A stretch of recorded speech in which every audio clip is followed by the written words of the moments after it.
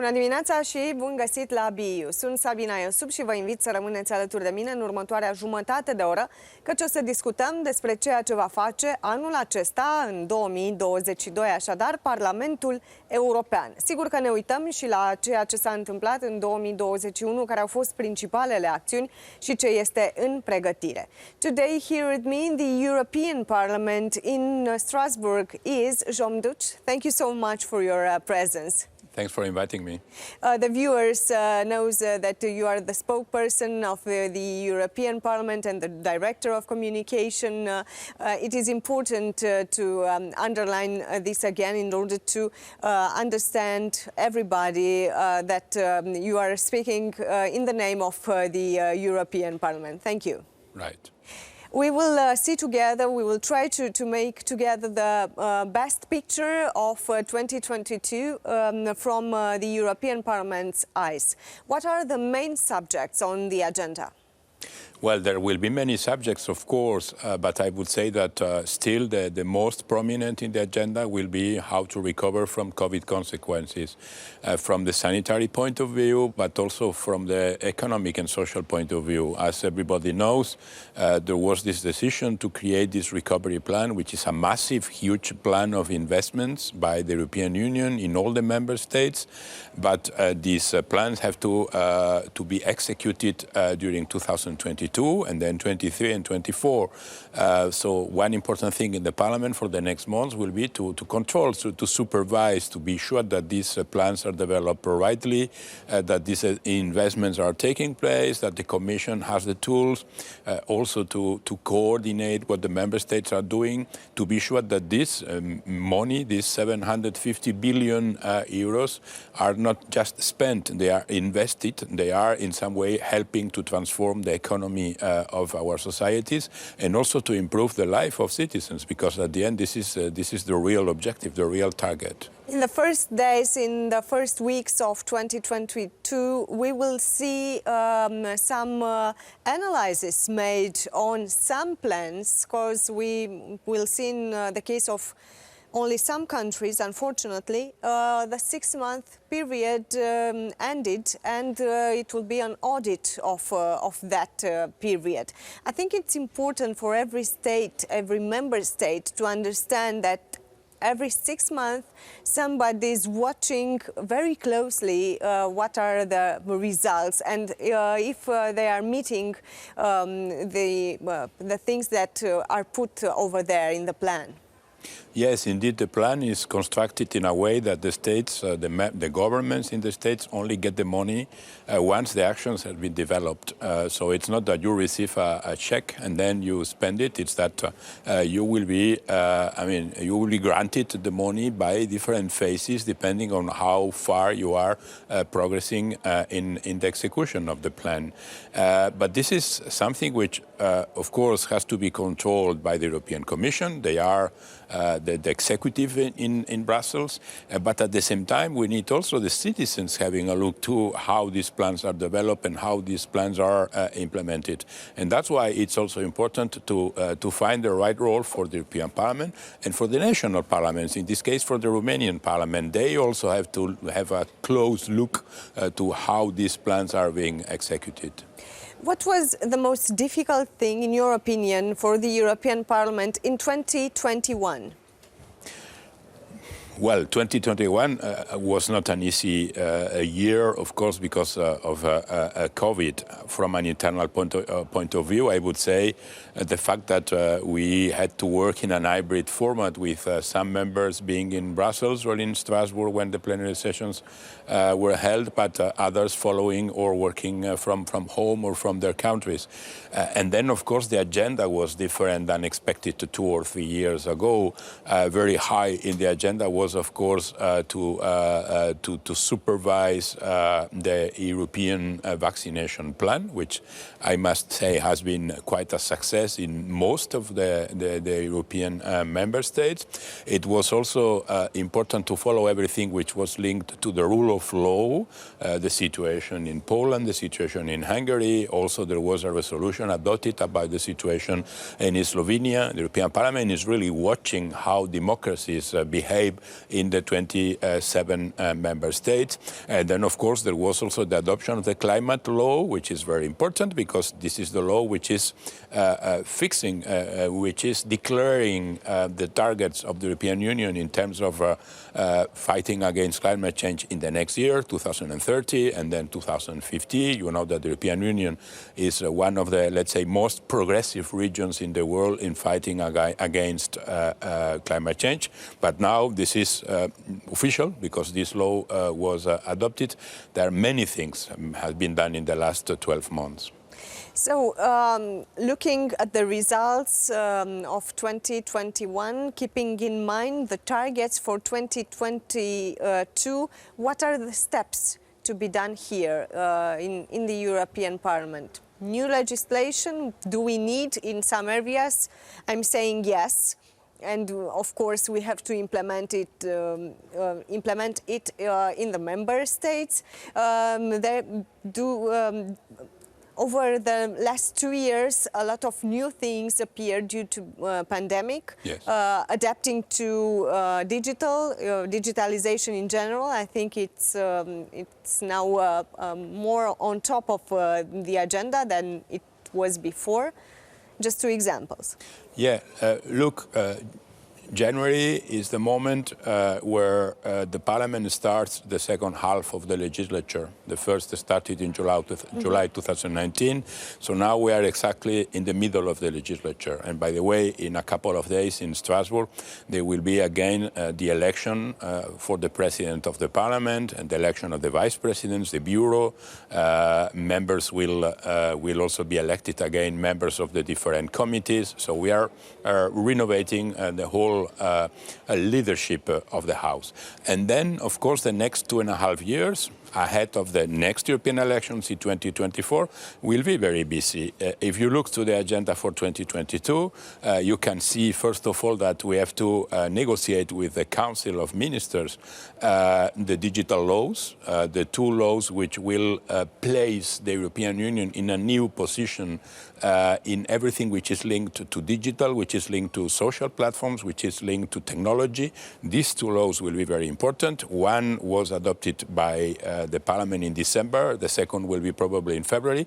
But then we need to negotiate this again with the Council, which is, as you know, the other branch of the legislative authority of the European Union. It's also about migration. There is a migration plan which has been presented by the Commission, which is a full revamping of the legislation on migration in Europe. This has to be discussed, modified, adopted by the European Parliament also in the next months. And then, of course, things which are linked to health, because we have learned a lot about COVID. Citizens expect the European Union being better prepared, better equipped if in some years, again, another pandemic arrives.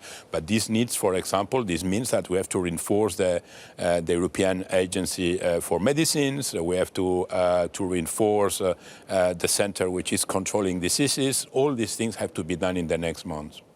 Is it more difficult to negotiate when you are working in a hybrid way or when you are working online than it was when negotiating physically, face-to-face, looking in the other eyes? Of course, it's more difficult. I mean, a parliament, it's not just the hemicycle or the meeting rooms. A parliament is also about the corridors. It's about the cafeterias, the places where the members will meet in a more informal way. I'm sure that this is the same in every national parliament. You need to create your own networking. You have to create links with other members, even members from other ideologies, from other countries. If you are, for example, the rapporteur of a piece of legislation in this parliament, you need to build in a majority behind your positions. But for that, you need to negotiate. And for negotiating, you need also to create trust around you. And this is very difficult if it can only be done through digital. Of course, you can discuss and you can reach agreements and you can work and you can even vote, but it's not the same. I'm coming back to the piece of legislation regarding digitalization because it was really difficult to negotiate these two pacts. The Digital Market Act was adopted by the European Parliament in December. Yes. The Digital Service Act, it will be probably in February, you Right. said.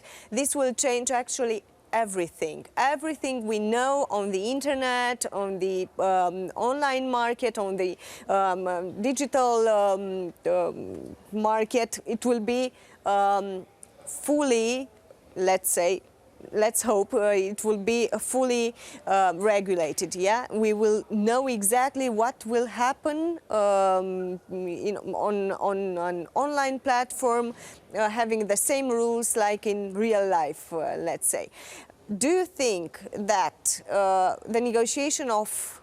the end of the negotiation of the Digital Service Act will be more difficult than the Digital Market Act?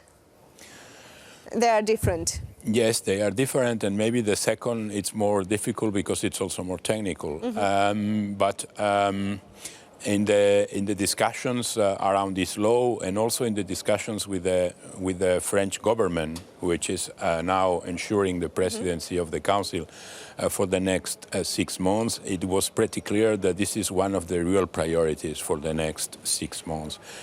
So I'm sure that even if the discussions will be complicated, we will reach an agreement with the Council before the end of the presidency. I don't know if this will be May or June or July, but I'm completely sure. Why? Because it's a priority which is mixing different elements. The first of all, of course, is to protect the citizen, to protect the consumer, to protect their privacy, to protect them against any possible bad behavior from platforms, to create competitivity, to avoid that we are and our lives are ending being in the hands of a couple of very, very big enterprises, which, by the way, are not European.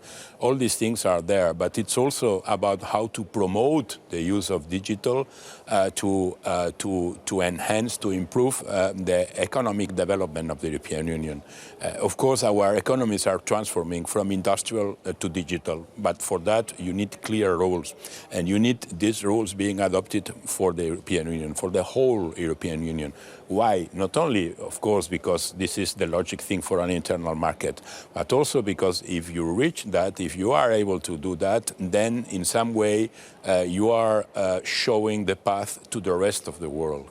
And it will happen probably the same thing which is happening now with data protection. And it's the fact that once the European Union adopt a measure, adopt a law, this law is in some way taken as the average for many, many third countries in all the continents.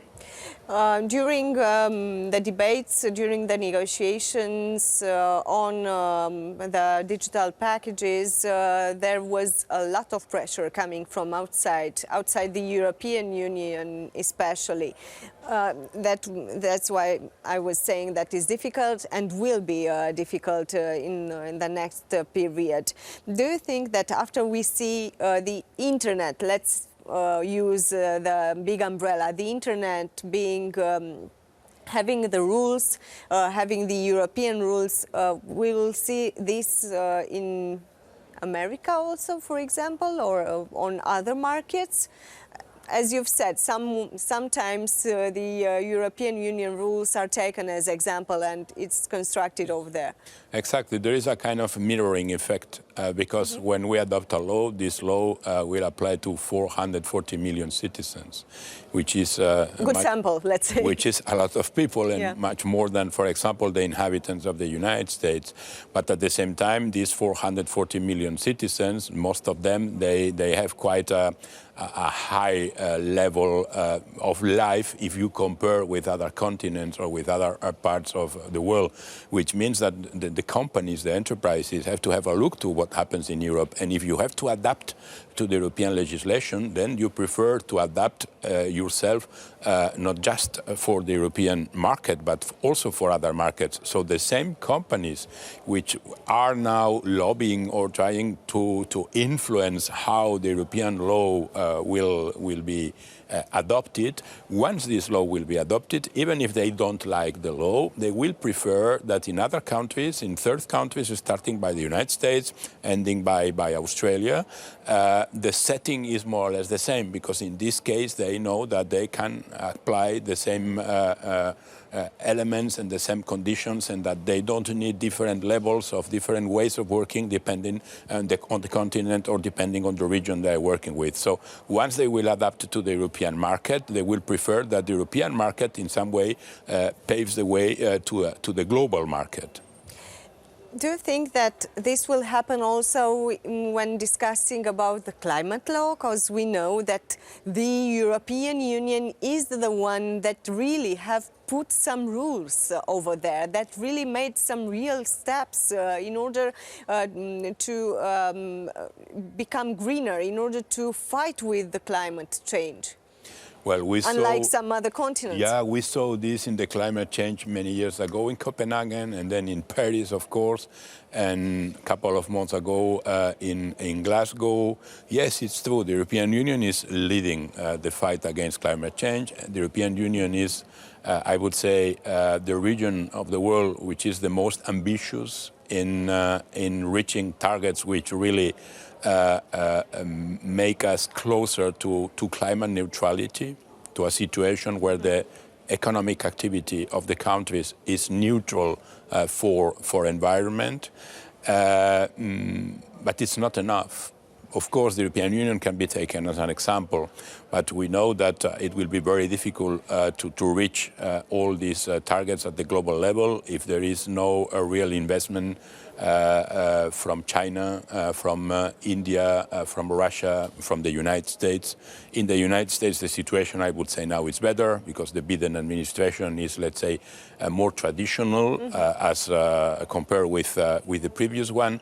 But again, it's not being the example is not enough. We need to find a way to convince other countries, other regions of the world to follow this same route.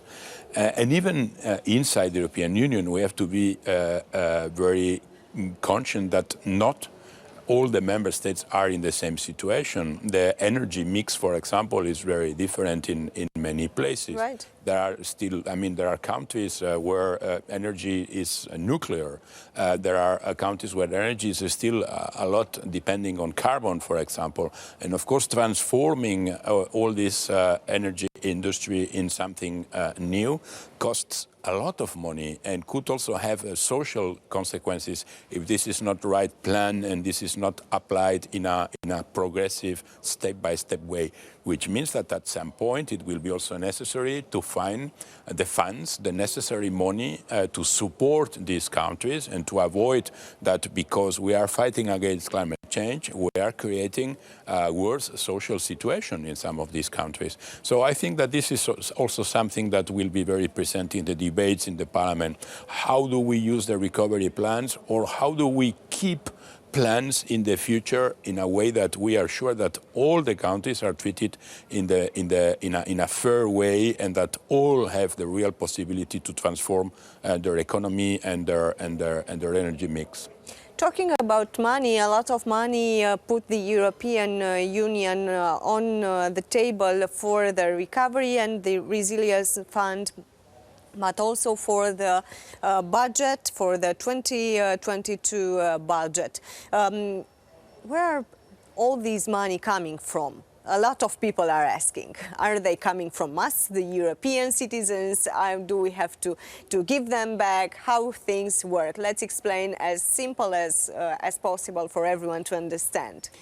Yeah, well, for the ordinary budget of the European Union, the money comes from, most of the money comes from the governments, which means from the citizens. But of course, taking into into account many elements, the demographics, the level of the national budget, the level of richness of these countries, which means that there are countries which are contributing to the budget, which are sending more money to Brussels than they receive back, and there are countries which are receiving much more money, or more money than the money that they are spending to fund this budget.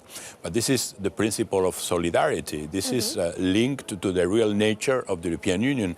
We are a community where things have to be distributed in a fair way. If there are countries, Germany or Sweden, you can name them, which are richer than others, it's logic that they contribute to this budget more than others, and that there is a transfer of money. I mean, when there is a new hospital which is constructed in Romania, if there is a percentage of the budget which comes from the European funds, this means money which has been in some way well invested by citizens who live in other countries, but because we all understand that in the European Union we have to progress all together, and if we are not really able to do that, at some point there will be huge dysfunctions within the European Union. Will this system be kept in the next years? Because we know that the debate on the budget, on the funds, created a lot of rumors, let's say, around this principle, this idea, somehow taking from the rich, giving to the poor, let's say, in general. The big contributors were not so happy in the last years. Of course, the ones who were receiving were afraid that there will be no more money, or not as many as they were on the table. What is the debate now? Yeah, that's why I was mentioning the ordinary budget. And it's true that for this ordinary budget, we are reaching the limits. Every time it will be more difficult to convince the richer countries to increase more and more the amount of money that they are sending to the EU budget. But at the same time, the European Union now is developing new policies, and the citizens are asking to the European institutions to do many more things that they were doing before. So we need a kind of extra budget, or we need a kind of a special budget which is complementary to the ordinary one. This now is the recovery plan. The recovery plan is an extra budget which in 3-4 years has to help us to get out from the consequences of COVID. But I'm sure, this is the debate now, but I'm sure that at some point this plan in a way or in another will be continued. Why? Because the way of financing this plan is different. This is not about money placed by the member states. This is money placed by the markets. This is money which comes from debt, from a mutualization of debt. And I'm sure that in the next years, because of all these needs, the institutions, the Commission, the Council, the Parliament will decide that we cannot simply stop the recovery plan. We have to transform it in another thing. Thank you so much for explaining us the whole situation. Welcome, thank you very much, and Happy New Year to all of you. Let's hope that we will meet again here in Strasbourg and Brussels, and giving our viewers the best news regarding their life in the next years. Thank you so much again. Thank you. Rămâneți pe Antena 3, nu uitați că ne revedem și sâmbătă viitoare la 9:30. Cu bine și vorba aceea, sănătoși să fim!